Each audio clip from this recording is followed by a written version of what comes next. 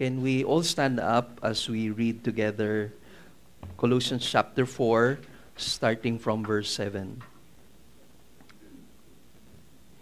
Tychicus, our beloved brother and faithful servant and fellow slave in the Lord, will make known to you all my affairs, whom I have sent to you for this very purpose, that you may know about our circumstances, and that he may encourage your hearts. And with him, Onesimus, our faithful and beloved brother, who is one of you, they will inform you about the whole situation here. Aristarchus, my fellow prisoner, sends you his greetings. And also Mark, the cousin of Barnabas, about whom you received instructions. If he comes to you, welcome him. And also Jesus, who is called Justus. These are the only fellow workers for the kingdom of God, who are from the circumcision, and they have proved to be a comfort to me. Epaphras, who is one of your number, a slave of Christ Jesus, sends you his greetings, always striving for you in his prayers, that you may stand complete and fully assured in all the will of God. For I testify for him that he has a deep concern for you and for those who are in Laodicea and Hierapolis. Luke, the beloved physician, sends you his greetings, and also Demas. Greet the brothers who are in Laodicea, and also Nympha, and the church that is in her house. And when this letter is read among you, have it also read in the church of the Laodiceans. And you, for your part, read my letter that is coming from Laodicea, and say to Archippus, take heed to the ministry which you have received in the Lord, that you may fulfill it. The greeting is in my own hand, Paul. Remember my chains. Grace be with you. Our Father in heaven, thank you so much for this blessed morning. Thank you for your Spirit working here in our hearts and in our midst as your church. Salamat, Panginoon, sa patuloy niyo pong pagkilos sa amin. Nananampalataya kami, nananalig po kami sa iyo, O Diyos, sa lahat ng iyong gagawin sa aming kalagitnaan. You will not allow your word to return to you null and void, but will accomplish the very purpose by which you have sent it. And Lord, we will trust in you. By your power alone, by your grace alone, you will cause us to be drawn to you more and more. May our walk with you grow deeper and deeper, O God. All this we pray in Jesus' precious name. Amen and amen. Let us be seated in the presence of God. The title of our sermon this morning is Living with Mutual Concern for One Another. Living with mutual concern for one another. We often hear po itong mga statements po na ito from others. And ang sinasabi po nila, my personal relationship with Christ is living, is real. No? And we know that having a personal relationship with Christ is vitally, essentially important. Yun po yung essence ng Christianity. It is It is not a religion, no, hindi po ito naayon sa mga ritual. Ito ay patungkol sa personal na Diyos. Si Jesus na reveal niya ang kanyang sarili sa atin. Yes, last Sunday, I volunteered to handle po yung children's ministry. I started out po sa ministry sa children's. At parang gusto ko na bumalik sa children's. Ang topic namin is about yung parable of yung sower. And for those who are familiar with yung parable na yun, sinisignify kasi nun dun sa parable na yun yung kung sino talaga yung genuine na believer. Kasi yung seed referring to the gospel or the word of God being sowed, some of yung seeds fell dun sa pathway. So kinain ng mga ibon. Merong seeds na bumagsak po dun sa rocky place. At dahil very shallow yung root, shallow yung soil and more of rocky yung soil na yon. Yung root niya ay hindi po nag-penetrate deeper. So, it dried up. Then, meron pong seed that fell to yung thorny na place. At dun sa thorny na soil na yon ay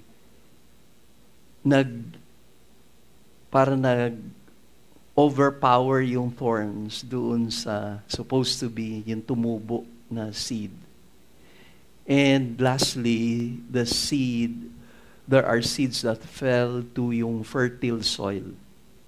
And doon na siya tumubo at nagbunga siya. Dumami siya. If you know yung parable very well, it speaks of yung kingdom of God and the message that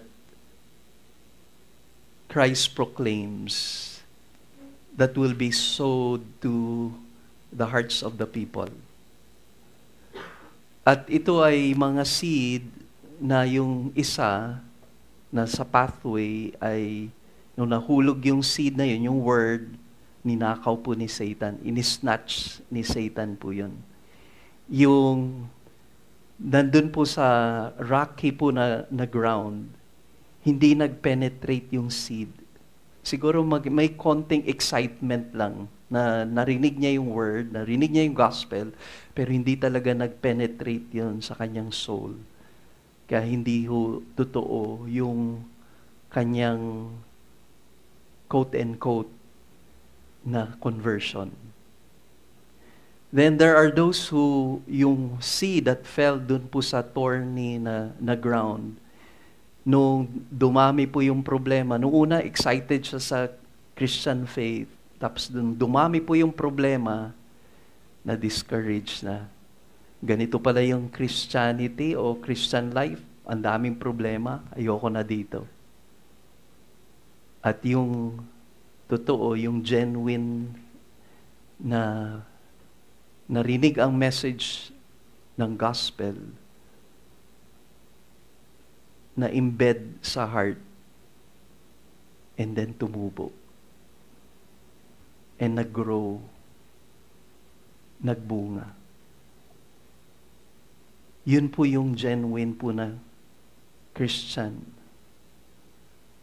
Meron pong buhay na nagmula sa Diyos. At tutubo ito. Magbubunga ito. And for many who profess to be believers, ma-identify po natin kung genuine nga ba ang relationship kay Christ. Kasi it's so easy for us to profess that we have a personal relationship with the Lord. Even when I have opportunities to share the gospel to somebody, minsan madali lang sabihin na I have a personal relationship with Christ. Pero ang tanong, meron nga bang bunga yung buhay? Ikaw rin ang makakapagsagot sa tanong na yun kasi kilala mo yung sarili mo more than others know you. Deep inside, you cannot really deny if you're really a believer in Christ or not. Kaya, very common po yun that we hear people say, I have a personal relationship with God. And that is important. Importante po yun. Kung meron pong genuine relationship with Christ, then it will bear fruit. Ang problema, minsan, ang thinking natin of Christianity ay nandun lang nakabase. Naging individualistic po yung understanding natin ng Christianity. Parang, you and me, Lord, you and me against the world. No? Parang kanta po yun, ano? Naabutan niyo pa po yun? Hindi po yun ang tinuturo ng Bible pertaining to yung Christian life. Yes, we have a personal relationship with the Lord, and many of yung people who profess to be Christians ay ini-emphasize lang yung kanilang individual relationship with the Lord. Tapos hindi na pinapahalagahan ang ibang mga mananampalataya. Just very recently, sabi po ng isang nakausap ko, na okay lang ang kanyang spiritual na buhay kahit hindi po siya mag-attend ng church. At sabi niya, total, nakikinig naman ako ng sermon sa internet or sa TV or sa radio. Okay na yun. Pwede naman ma-born again pagka kahit nanunood lang, nakikinig lang sa radyo. And nakaligtaan po ng marami na there's something bigger. There's something greater than myself and my personal, individual walk with God. Because if I'm a true believer in the Lord, I am part of the family of God. Yun po yung sinasabi po sa 1 Corinthians chapter 12 verse 13. We are baptized into the body of Christ. We are placed into the body of Christ. So, we have to understand, yung faith po natin ay bahagi din doon sa pananampalataya din ng iba. Yung kanilang relationship with the Lord. As individuals, we believe that God has placed us, kung meron pong spiritual rebirth na nangyari, ikaw ay kabahagi na ngayon, binaptize ka, ilinagay ka sa katawan ni Kristo. And yung church is not an organization, it's not a building. Hindi po itong building na ito, itong facility that we gather together. The church is the believers in Christ. Tayo po yung church, yung mga mananampalataya kay Kristo. Kaya I need to realize that other Christians are part of my life. Kailangan kong maunawaan yun. Yes, I have my own personal relationship with Jesus, but I cannot live out my God-given, even yung mandate ng Lord sa akin in making disciples without the other believers. Bahagi po sila doon. Tayo bilang mananampalataya ay tinawag ng Diyos to make disciples of all nations. Dito sa last part ng ating section, ang ating objective is to understand what Christian fellowship is all about. What life we have right now bilang isang kabahagi ng katawan ni Kristo. Ano ba ang church life? We are bound together in a mutual faith in Christ. We have a common bond in our Lord. And since we are in common bond with fellow believers, we are responsible for one another. May accountability po doon sa pagiging mananampalataya natin sa kapwa nating mananampalataya. Hindi pwede na hindi ako magpapasakop, magpapa-accountable sa mga kapatid ko sa pananampalataya. Hindi pwede na basta ako, may relationship ako kay Christ. Basta ako, pwede akong lumago sa faith ko, even without others. Yung thinking po na yon, hindi niya naiintindihan ang accountability. Kasi ang accountability, very essential sa Christian faith natin. So yung ating lesson for the next Sundays is to strengthen our relationship first and foremost with the Lord, and that we also grow in our relationship with others by showing our concern for them. Because when God has placed you into the body of Christ, you have a gift.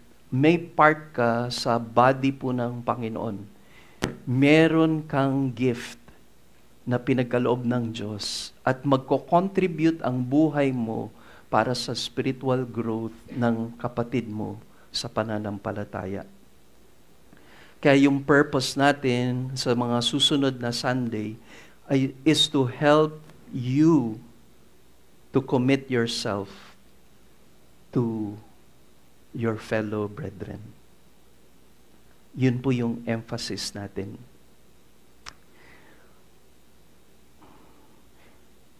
Alam nyo,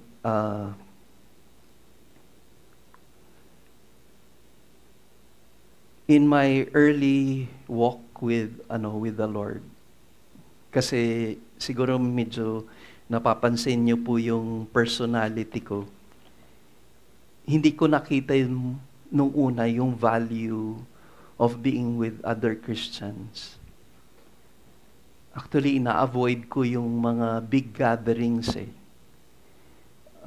I was introduced kay Christ when I was in first year college. At naging turning point ng life ko yun kasi nag-separate yung parents po namin ni Pastor Mel. And wala po akong mapuntahan. Hindi po ako close sa yung father ko left our home. So hindi rin ako makapag-open up sa mother ko na she had to work hard. She left yung profession niya as a professor kasi mahabang story, bumagsak po yung business ng kanyang brother nung time na yun. At nahiya siya kasi may mga investors po siyang nakuha na mga co-teachers niya. So hindi na siya nakabalik sa pagtuturo as a professor sa English and literature. And then, yun na po yung turning point sa life ko. Somebody shared to me the gospel and started to bring me to gatherings like this. Karamihan mga students yung attendees. Ang gagawin ko pagka Sunday gathering, pipwesto ako sa pinakahuling bahagi ng place. Kasi kaya sa huli, sa pinakahuli, para pag matatapos na yung last song, lalabas po ako kagad. Hindi ko na-understand what it is to make a commitment really to other believers. and make myself accountable. Basta importante, it's me and my relationship with the Lord. Until finally, I joined a church. Kasama ko na po yung family ko. Hindi na sa among mga students, but to a church where I grew in my faith in the Lord. There was involvement already. There was an accountability. Doon po nag-umpisa yung spiritual growth ko. And in our study, itong last part ng letter ni Apostle Paul to the Colossians, meron siyang para siyang nag-selfie. Nag-selfie po si Apostle Paul and took a picture of some of yung people at the background who contributed much in his ministry. At this time, he was in prison. Ito ay tinatawag po na prison epistle. Kabilang to sa writing po ni Paul sa Ephesians, yung letter niya to Philemon, yung letter niya to the Philippians, mga prison epistles po yung tawag doon. And just to take note, na alam natin in our previous study na si Apostle Paul, hindi po siya ang naging church planter ng Colossian Church. Ang kanyang na-disciple, ang kanyang na-mentor ay si Epaphras na na-mention sa chapter 1 and mamimension uli siya dito sa chapter 4. Very significant ang naging role po ni Epaphras because he was the pastor of the Colossian Church. And he went to the Apostle Paul in Rome because there are issues like yung talagang threat ng Gnosticism, false teaching na pumasok sa Colossian Church. Kaya siguro yun yung time na he had to ask for help kay Paul to strengthen yung faith ng mga believers. But even these people na sinulat ni Paul na minention niya, significant yung kanilang magiging role to encourage the believers in Colossae. And mutual.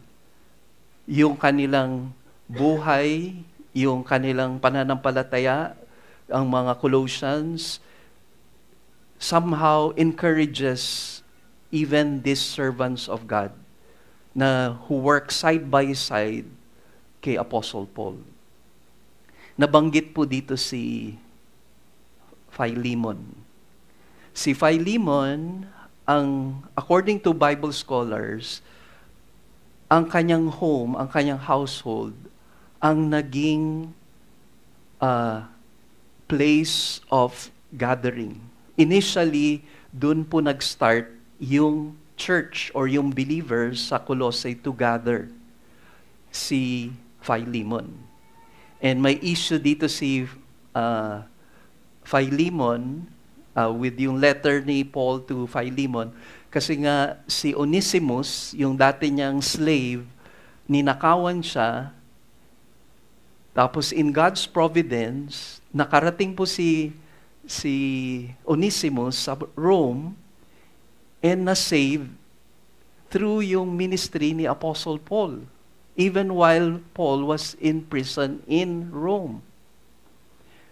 So, meron pong na-mention uli dito, if you will notice, na-mention po sa verse 15 of chapter 4 that a name was mentioned at yung name niya ay si Nympha, and there are believers who are gathered in her house. Tingnan niyo po yan.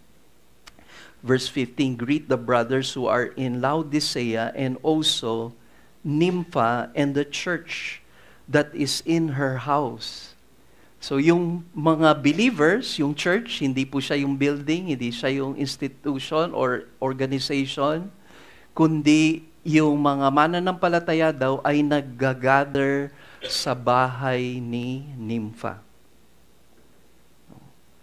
And notice also yung sabi po dito sa verse 16, "And when this letter is read among you, have it also read in the church of the Laodiceans, and you, for your part, read my letter that is coming from Laodicea."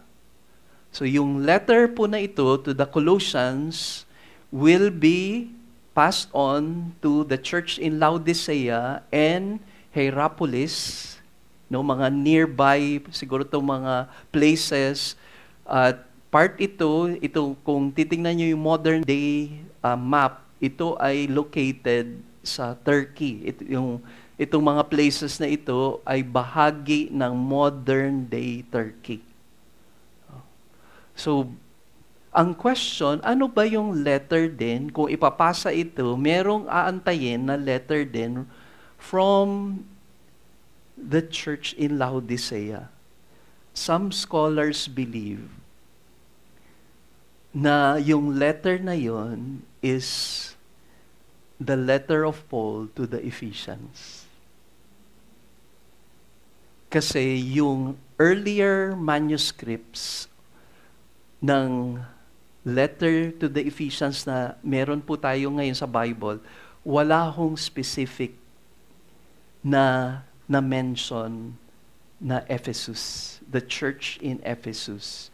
So ang paniniwala po ng Bible scholars na itong letter na ito that is being referred by Paul na nasa Laodicea at dadalhin to be read sa Colossian church ay circular letter and will benefit the other churches.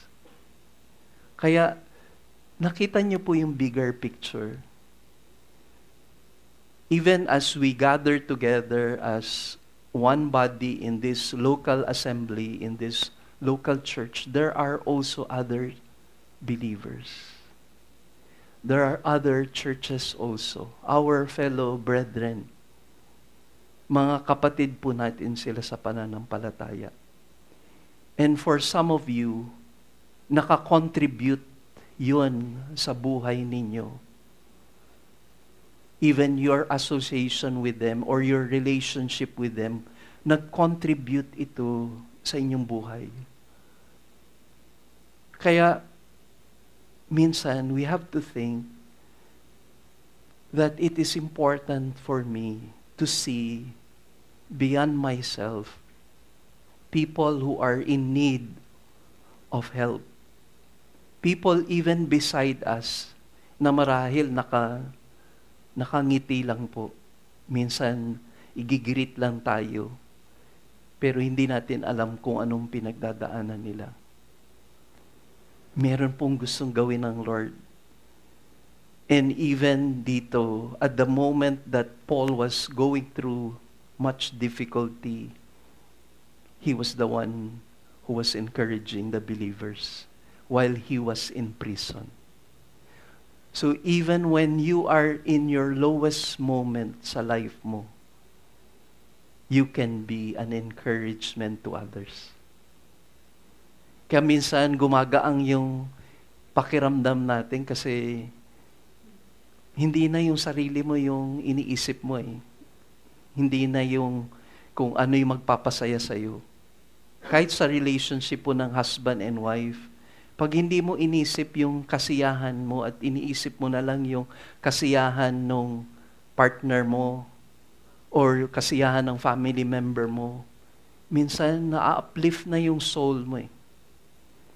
Kasi you see others, they are being encouraged by your life even when you're going through much difficulty.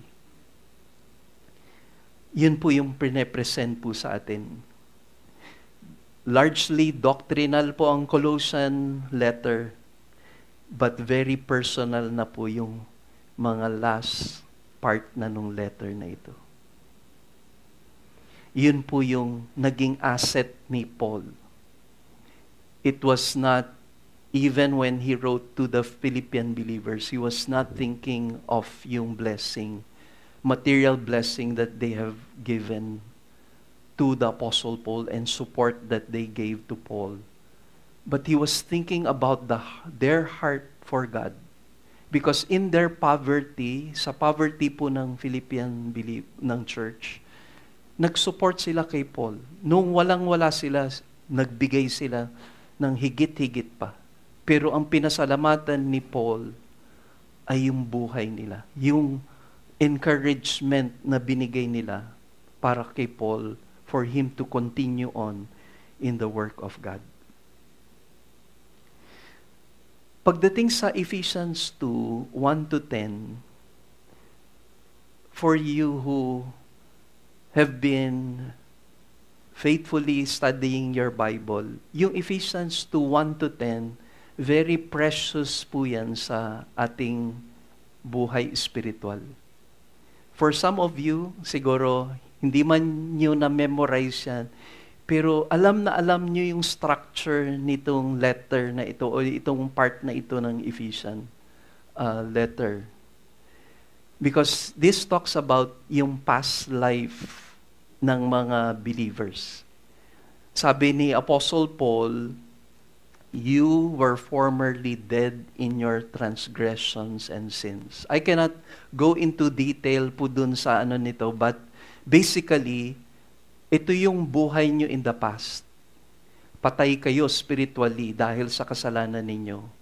Dati kayo ay under sa control ng enemy. Yung system of yung world, yung power po ni Satan, sa life natin, ruled by the system of this world and ruled by Satan. Tapos refer din doon that we are bound and we are in bondage to our sin, our fleshly desires. At sabi po ng Bible that we are objects of wrath. No, tayo po ay mga object ng puot ng Diyos. Ang galit ng Diyos ay nasa sa atin. Tapos biglang merong but God. Yung transition nun from yung life mo in the past, your life when darkness rule you.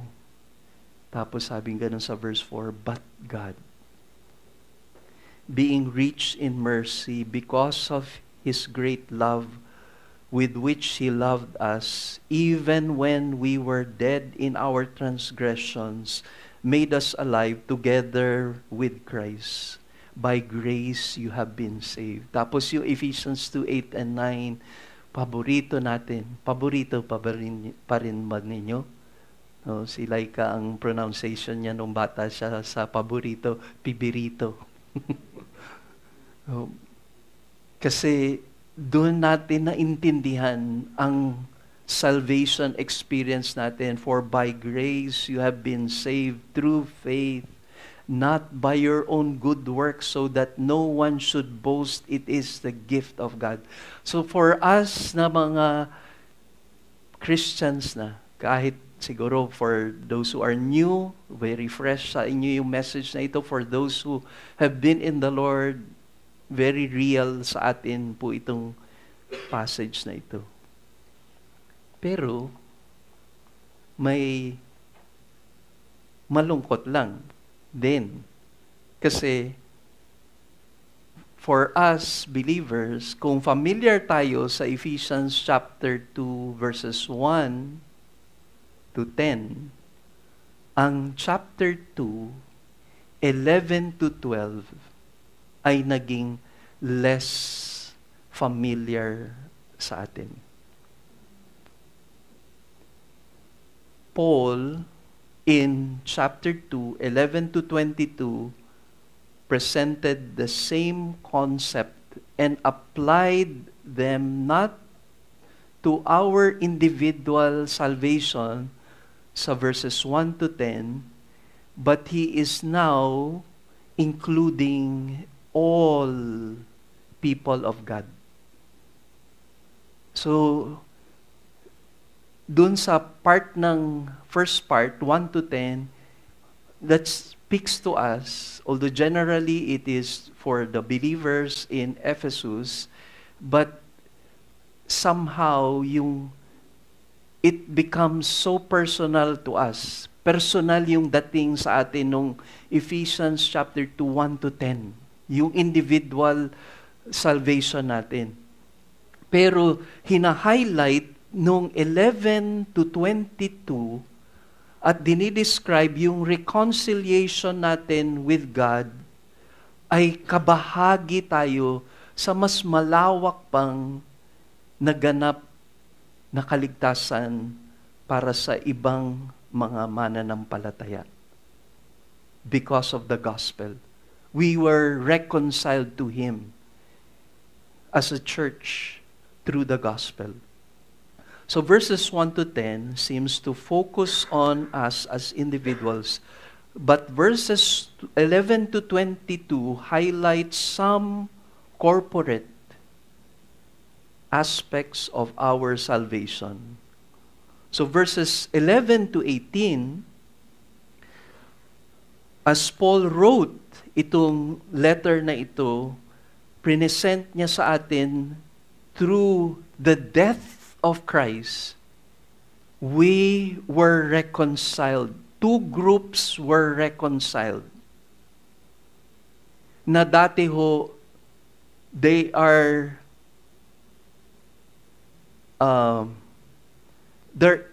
there's contempt or there is hostility between the two groups. Ano po yung two groups na yon?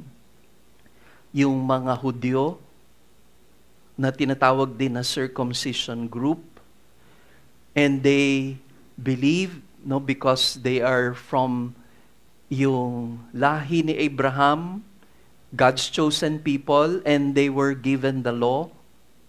Tapos meron pong another group, yung mga Gentiles, mga non-Jews, and they have nothing to do with the promises of God. They are not part of yung covenant ng Diyos sa nation of Israel. And ito po ay yung kanilang beliefs ay magkakontra sa pananampalataya. Ang mga Hudyo, marumi ang tingin nila sa mga Gentiles, mga impure. And for the Gentiles, they see as yung mga Jewish beliefs and practices ay mga bizarre. Hindi, parang out of this world, yung pamamaraan nila ng kanilang mga rituals. Kaya, sila po ay magkakontra, magkalaban. Pero ngayon, sa time na nakatagpo sila sa Diyos, Jews and Gentiles now belong to one body in Christ. Ito po yung hina-highlight ng miracle of yung sacrifice ni Jesus doon po sa cross. The miracle of Christ sa cross. At sabi po dito sa Ephesians chapter 2, verses 13 to 15. And allow me to read sa Tagalog version. Ngunit ngayon, dahil sa inyong pakikipag-isa kay Kristo Jesus, kayo na dati malayo ay inilapit sa pamamagitan ng dugo ni Kristo. Sapagkat si Kristo mismo ang nagbigay sa atin ng kapayapaan dahil pinag-isa niya ang mga Hudyo at ang mga Hentil. Sa pamagitan ng kanyang katawan, giniba niya ang pader ng alitan na naghihiwalay sa atin. Pinawalang bisa niya ang kautusan kasama ang mga utos at ang mga alituntunin nito upang mula sa dalawang lahi ay makalikha siya ng isang bagong bayan na nakipag-isa sa kanya at sa gayon ay magkaroon ng kapayapaan. Meron pong dividing wall between the Jews and the Gentiles. Magkalaban po sila. Hindi sila pwedeng magsama, hindi sila pwedeng maging kabahagi na yun. The Gentiles are separated from yung covenant of God with the people of Israel. Pero ngayon na mananampalataya na sila, kaya tinatawag po ito ni Pablo na misteryo. Kasi in the Old Testament times, wala pong tinutukoy about the church. Wala pong silang naging revelation, immediate na revelation sa Old Testament na ang salvation, bahagi ang mga Gentiles sa plano ng Diyos sa kaligtasan. Hindi lang ang kaligtasan ay para sa mga Hudyo na may 10 Commandments at mula sa lahi ni Abraham. Ang plano ng Diyos to bless the nations through the nation of Israel because the Messiah will come from this nation. He will be a Jew, and the Messiah and His death on the cross will save all men, Jews and Gentiles alike. Kaya misteryo po ito kay Pablo na kanyang pinapatutuo yung mystery na naging malinaw na ang kaligtasan ay para sa lahat. So two groups of people were completely in a state of conflict with each other, and Jesus died to make those two groups into one. Jesus tore down the dividing wall of hostility. He created one new man in place of the two. He reconciled us to God in one body, and He killed the enmity. And that is what Jesus wants us to know, that we are united with other believers.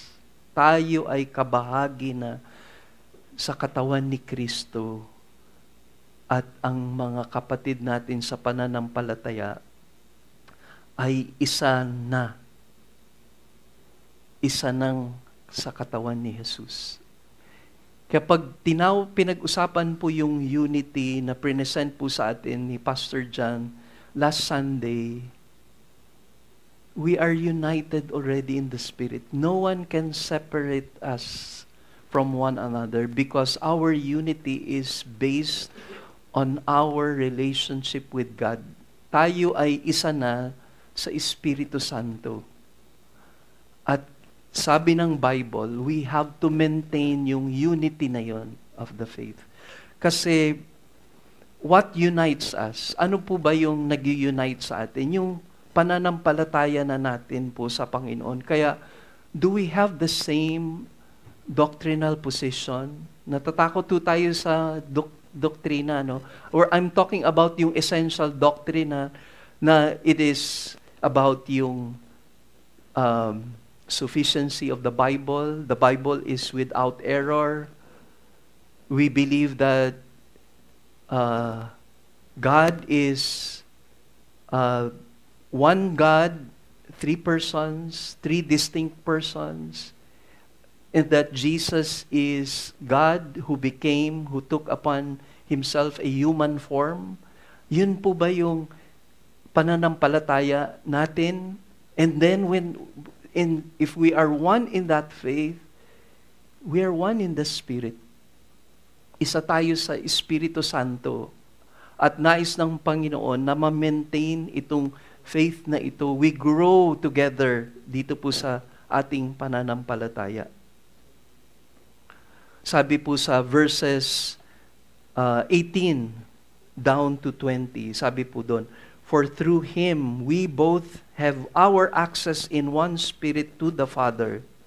So then you are no longer strangers and aliens, but you are fellow citizens with the saints, and are of God's household, having been built on the foundation of the apostles and prophets, Jesus Christ Himself being the cornerstone. Verse 21, in whom the whole building being fitted together in growing into a holy temple in the Lord. Verse 22, in whom you also are being built together into a dwelling of God in the Spirit. So tingnan niyo po, ang unity natin bilang mananampalataya na kay Kristo Jesus. Sabi po dito, we are fellow citizens with the saints. Ang Tagalog po sabi, mga kababayan na ang ng mga hinirang ng Diyos at kabilang sa kanyang sambahayan. We are citizens of heaven. We are not of this world. We are in this world, but we are not of this world. Our final destiny is in the next life. We are citizens of heaven. We are fellow citizens of heaven. Next na mention po dito, we are members of the household of God. We, sabi sa Tagalog, kabilang sa kanyang sambahayan. Household ang tinutukoy dito. And when we talk about household, ang pumapasok immediately sa mind natin is yung family. We are part of this family. Pamilya po ito ang sinasabi ng Bible. And the whole structure being joined together grows into a holy temple in the Lord. Sabi po doon, bawat bahagi ng gusali ay nakakaugnay-ugnay at nagiging isang templo na makakatalaga sa Panginoon o nakatalaga sa Panginoon. Itong whole structure na ito, we as part of the body of Christ, ang foundation natin mismo, ang structure natin mismo ay nakatalaga sa Panginoon. And lastly, sabi doon, being built together into a dwelling place for God. Sama-samang itinatayo bilang tahanan ng Diyos. We are individually, we have the Spirit of God, but corporately, as one body, we are God's dwelling place. In the Old Testament times, ang dwelling place ng Diyos is the temple, where God manifests Himself. But because of the new covenant, you and I, we as a church, is God's temple, being built together.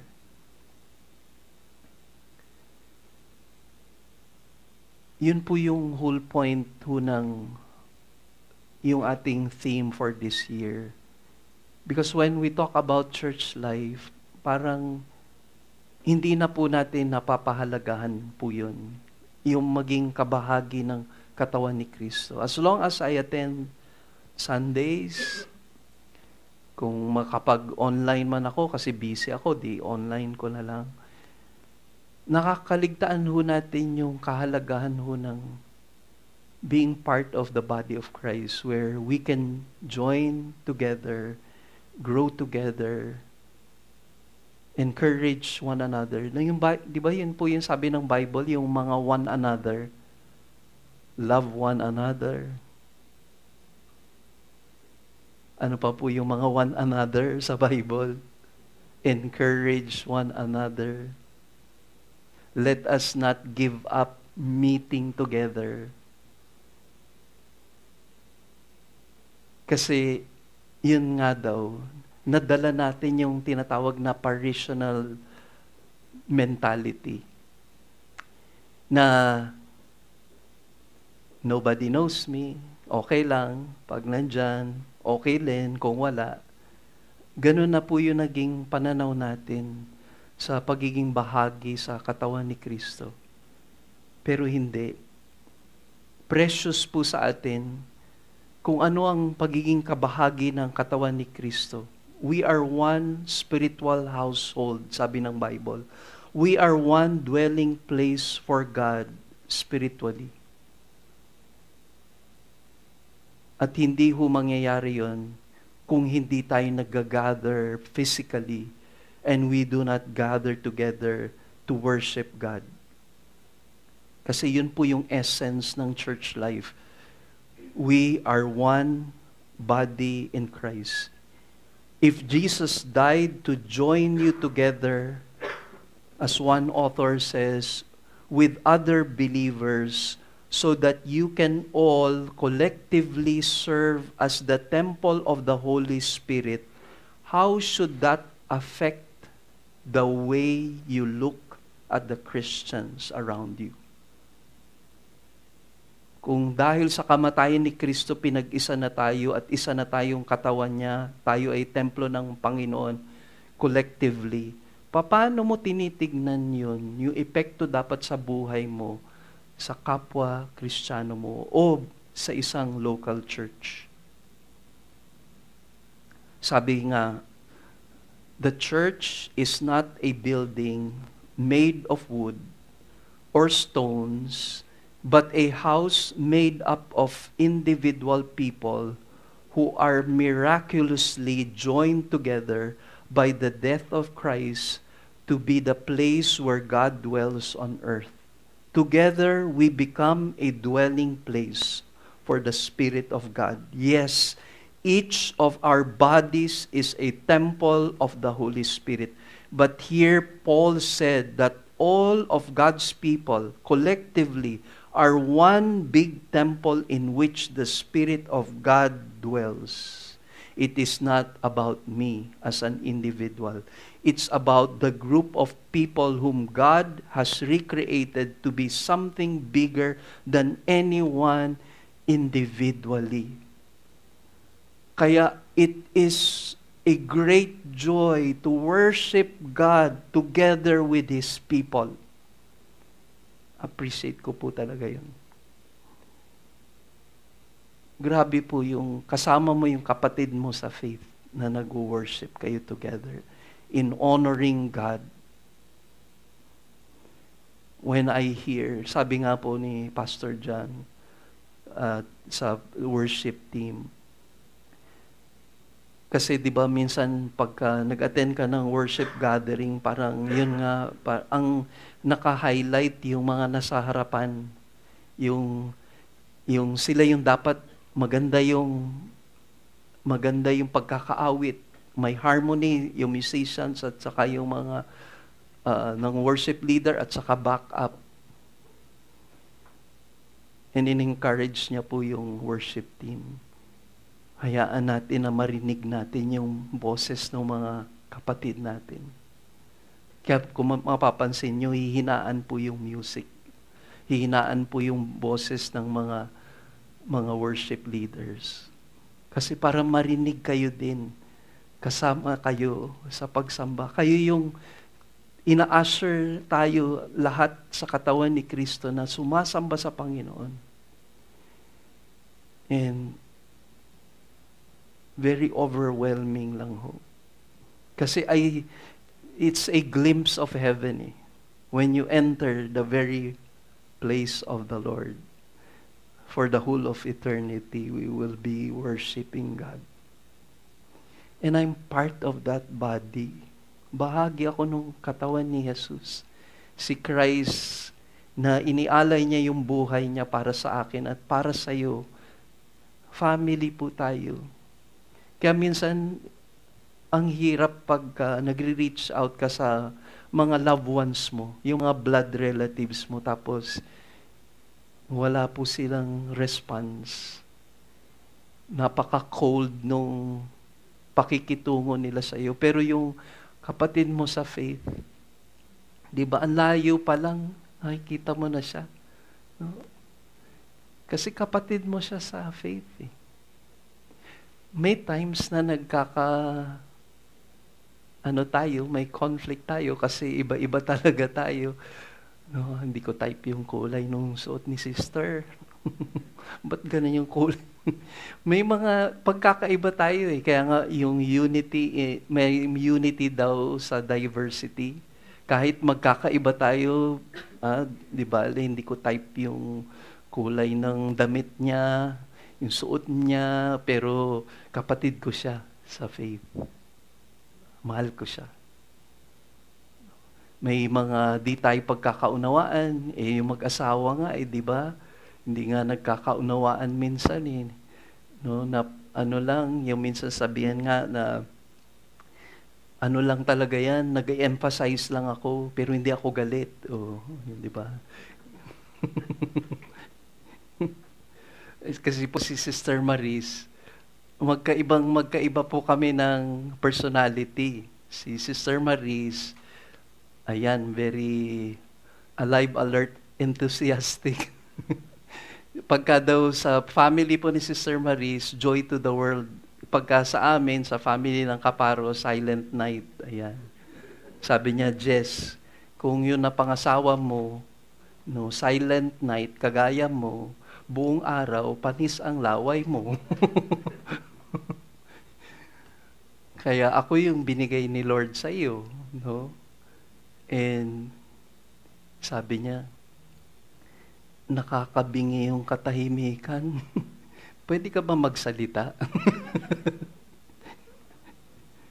And minsan tayo din, magkakaiba yung personality natin, pero nagko-complement with one another. Napansin niyo po yun? Kaya grateful ako even sa mga groupings natin when I hear testimonies from brethren. Pagka may sinare na po sila, tapos nagre-rejoice sila sa kung victory ba yun or may sorrow sa something that happened. Kasama ka dun Daman-daman mo yan kasi kapatid mo yan sa faith. Kaya very essential po yun, no? Sa Christian life. We are joined together with the Christians around us. And through unity with other Christians is true fellowship. At yun po ay madaramo mo o mag-grow ka when you begin to love people around you and understand at the basic level that you need them in your life. You need them to work together to fulfill God's purposes sa ating buhay. Kaya yung reflection ho natin, ito yung itanong natin, na mabago yung mindset natin, ma-renew yung ating mind patungkol ho sa parishioner mentality. Ask God to continue to correct us and understand fully the importance of living in fellowship with other Christians around you. Ask God to give you a genuine love for those people because the needs of your fellow believers and what you will contribute in their lives will result to spiritual health. And that is what the essence of being part of the household of God. Very quickly, ang meaning po ng church ay galing po sa Greek word na ekklesia. It is derived from the verb ekkaleo. The compound ek means out and kaleo means to call or summon. Thus, the literal meaning is to call out. Kaya tayo po tinatawag na the called out ones. Yun po basically and literally yung meaning ng church. Sa New Testament, rini-reveal sa atin yung word na ekklesia from the simple non-technical meaning na kung hindi gagamitin ito sa regarding sa believers, it just simply means assembly, a gathering. Pero to yung full-blown technical na term nito and theological designation, ito ay tungkol sa Church of God, the believers who are in Christ. And there are about 114 occurrences in the New Testament. 114 na na-mention po yung ecclesia that is referred to the Church of God. Kailan nag-umpisa po yung church? Hindi po sa Old Testament. Dahil yung mga Old Testament, although saints po sila, saved by grace through faith sila, kagaya ni Abraham, na sinabi ni Paul sa Romans, Abraham believed God and it was credited to him as righteousness. Saved sila, saints sila, pero hindi sila part ng church. Ang church nag-start sa Day of Pentecost. Kaya na-mention ito ni Jesus sa Matthew 16:18 na something that will happen in the future. No, I will build my church. And that speaks of yung darating na baptism of the Holy Spirit sa Day of Pentecost. Doon nag-umpisa ho yung church na minention sa 1 Corinthians 12:13 that those who believed in Christ are baptized in the body of the Lord. So tayo, nung na-born again tayo, immediately, automatically, you are placed into the body of Christ. Sabi sa Acts 11:15 and 16, and as I began to speak, the Holy Spirit fell upon them just as He did upon us at the beginning. And I remembered the word of the Lord, how He used to say, John baptized you with water, but you will be baptized with the Holy Spirit. Yun na yung fulfillment nung tinasabi ni John the Baptist na Jesus will baptize you with the Holy Spirit. Kaya nung na-experience mo ang spiritual rebirth, ikaw ay nabaptize sa katawan ni Kristo. The ecclesia of the New Testament embraces both yung universal body of Christ. Ano po yung universal body of Christ? Yun po yung mga nauna na believers, kasama na po dun sa Book of Acts na mga apostles and the early believers. Yung mga nauna na sa atin, mga departed loved ones natin, part sila ng universal body, the dead and the living, kabahagi ng universal body of Christ.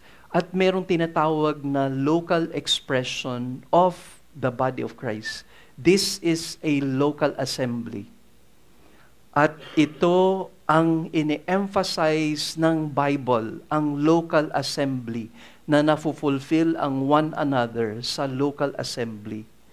5 times lang na-mention yung universal body of Christ na natukoy po sa 1 Corinthians 15 verse 9, Galatians 1:13, Ephesians 5:25 to 32, Hebrews 12:23, 6 po pala yun, Revelations 19 verses 6 to 9. Yun po ay tinutukoy doon sa mga verses na yon, yung mga passages na yon, yung universal body of Christ. But the bulk of yung meaning ng ecclesia, yung references niya describe the local assembly, the local body of believers. Ngayon, nandito na tayo sa point number 1. Handa na ba kayo hanggang 2 o'clock? Kasi first point pa lang ito. Yung outline po pala natin, nabigay ko na pala sa inyo. Kung nakalimutan nyo, okay lang po kasi i-continue natin next time. Pero, sorry po, meron lang akong i-emphasize sa point number 1. Encouraging fellow believers. Colossians 4:7-9. As to all my affairs, Tychicus Yun po yata yung pronunciation. Mali daw po pala yung Tychicus. Tychicus, our beloved brother and faithful servant and fellow bondservant in the Lord, will bring you information. For I have sent him to you for this very purpose, that you may know about our circumstances and that he may encourage your hearts. So papadala si Tychicus sa Colossian Church para bigyan sila ng information tungkol kay Paul, and that yung sa circumstances nila Paul ay ma-encourage sila. Yun po yung magiging role niya. And yung word po na encouragement, sa literal meaning niya is galing po sa Greek word na parakaleo. Parakaleo. Para, hindi po stop, no? Kundi from close beside. Kaya ang Holy Spirit is paraclete. Ang Holy Spirit is alongside the believers. Alongside yung Holy Spirit, and He is also inside yung dwelling ng Holy Spirit. Doon din nakuha yung root na yon. Para means to close, from close beside, and yung kaleo means to call. So He is close beside, and He is making a call. In what way yun pre-present sa atin? So He is alongside. Yung to encourage is somebody who is alongside of you and exhorts you, admonishes you, warn you, build you up. Yun po yung meaning niya. And dapat nandyan siya. Somebody who is alongside of you, admonishes you, encourage you, build you up, and yun nga, exhort you.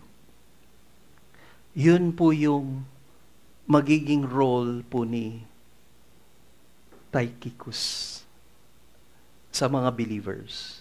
And do you know that si Tychicus is a fruit ng ministry po ni Apostle Paul, who came from the province of Macedonia, or province of Asia, which is specifically yung Macedonia. He represented also yung other churches nung ministeran po niya, even nung time that Paul went to Jerusalem, na dun po inarrest si Apostle Paul. Tychicus was with him at that time. Ang name po ni Tychicus means fortunate, or if sa worldly na understanding, yung fortunate is parang lucky. Pero really it means providential. Tychicus was at the right time, at the right place. At the moment he was converted to Christianity through the ministry of Paul, he became someone who is alongside of Paul sa time of yung kanyang trying moments. So it was providential for Tychicus to minister to the one who mentored him for so many years. At na-mention po si Tychicus 5 times in the New Testament. Acts 20 verse 4, present po sa atin doon na at the end of yung third missionary journey ni Apostle Paul, and he planned to go to Jerusalem. Babalik na po si Paul sa Jerusalem via Macedonia, and he intended to collect po yung love gift ng mga taga-Corinthians, Galatia, Achaia, para dalin ito sa mga believers in Jerusalem who are suffering. Na-mention ito sa Corinthians, 1 Corinthians 16 verses 1 to 9. And that somehow, using yung life po ni Tychicus, who is a Gentile po si Tychicus, that is, yung bond ni Tychicus with the other Gentile believers sa mga Gentile churches na ito, very significant ang magiging role po ni Tychicus at ma-understand ng other Gentile churches kung paano ang kanyang life ay naging blessing kay Apostle Paul. So, when he traveled with Paul to Jerusalem, sabi po ni Paul, he had a servant's heart. Yun po yung heart po ni Tychicus. And do you know that more than 2 years since the arrest of the Apostle Paul sa Jerusalem, Tychicus was with him. Kasama po ni Paul si Tychicus. I don't know po kung ano yung nakikita niyo po sa life ninyo at ano yung magiging role ninyo sa body of Christ. But think about it. There are so many people na nasa background lamang. Wala po sila sa harap. Hindi po sila nakikita. Hindi po sila naka-highlight sa ministry. Pero nasa background sila madalas. At ang laki-laki po nagiging contribution nila sa body of Christ. Even with the simple things that they do for the Lord. Sa heaven, hindi po bilangan nung nagawa natin sa Panginoon. Sa next life, ang tanong, gaano po ba tayo naging faithful sa ating ginagawa? Gaano po tayo naging tapat sa ginagawa natin?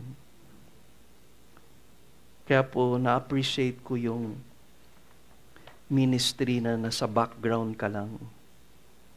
Kasi yung joy mo of serving God even in the little things will count much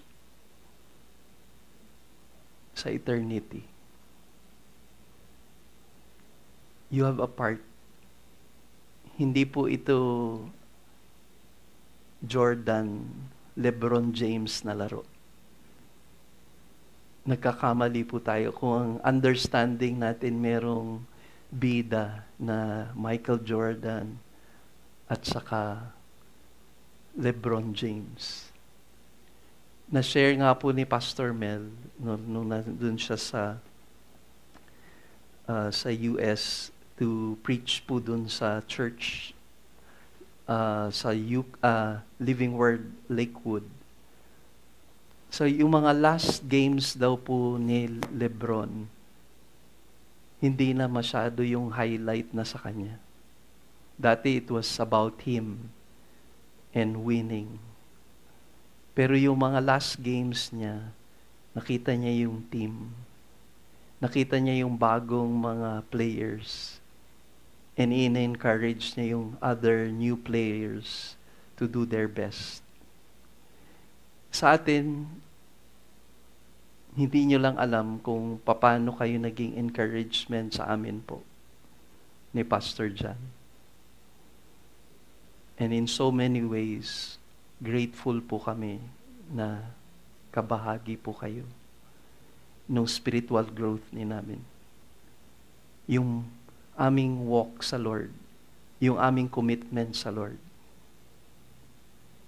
Hindi namin alam marahil kung sino sa inyo yung nagpe-pray sa amin. Pero sa next life, siguro malalaman lang natin pagka meron ng lumapit sa atin at sabihin, thank you brother, thank you sis, pinag-pray mo ko. Marami pa akong gustong i-fulfill ang Lord para sa church na ito. And May He just work in our midst in a special way. All for the honor of His name. We will continue next Sunday. Panginoon, salamat po sa pagkakataon na ito. Sa huling bahagi ng letter po ni Apostle Paul, may binanggit po siya ng mga pangalan. Mga taong naging malaki ang naging bahagi sa kanyang buhay at buhay ng mga mananampalataya. Sa pag-aaral namin, nakikita namin kung ano yung na-contribute nila sa katawan ni Kristo.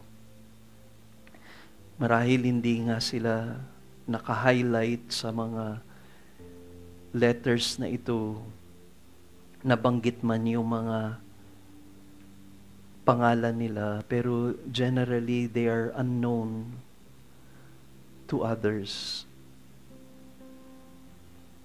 Pero very significant ang naging part nila in building up the body of Christ. Yes, yung believers in Colossae, Hierapolis, believers in Laodicea, yung local assembly kung saan merong battle silang hinaharap dahil sa false teachings ng Gnosticism. And this letter brought so much encouragement to them because of yung truths about Christ, His supremacy, the head of the church. He holds all things together. What else can we ask for? This is about you, Lord. This is about your greatness, your glory, your majesty, your power, your authority. This is about the gospel of Christ. And now that you have brought us to yourself, and we are now believers in the Lord, we have experienced spiritual regeneration, spiritual rebirth. You have placed us into the body of Christ. You have placed us into a local church, a local assembly, because you want to use us. Yung life namin magko-contribute sa spiritual growth ng iba. Yun yung sinasabi sa Ephesians chapter 4 na merong mga gifted men na nag-serve as apostles. Yung mga apostles laid yung foundation na yun sa Christian faith, sa early church. Merong prophets, evangelists, pastor, teachers. And it is yung role ng mga gifted men na ito and women to equip the church, because the church or the saints, the believers, are to do the work of service. Ini-equip sila kasi ang magtatrabaho, ang gagamitin mo, Panginoon, ay ang katawan ni Jesus. And primarily, ito yung mga saints, Lord, na gusto mong gamitin. Salamat, Panginoon, sa magiging series namin muli in line with our theme for this year. And we pursue that. Help us to be grounded in these truths, the doctrines of grace, and that with a strong foundation in the Christian teachings, Lord, mag-manifest po ang ilang mga palatandaan na ang isang local church ay sound or healthy, biblical and healthy na church. Panginoon, salamat po. Ang kaluwalhatian, papuri, pagsamba ay sa iyo lamang, Panginoon. All for you alone. This is about you, Lord. In Jesus' name we pray. Amen and amen.